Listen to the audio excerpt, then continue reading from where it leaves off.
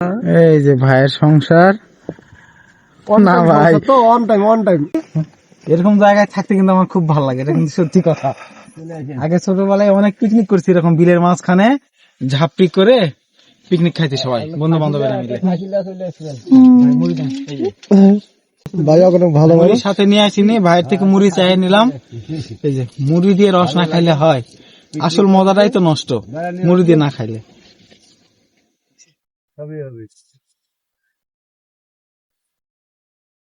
এরকম করে মুড়ি নিয়ে ছোটবেলায় এরকম করে চাপ দিয়ে দিয়ে ভিজাইতাম, ভিজায়ে তারপর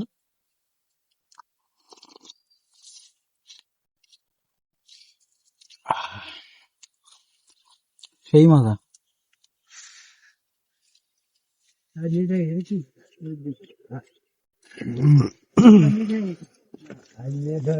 আপনি খাবেন?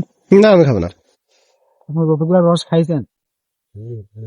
আমি অনেক রস খাইছি ভাই।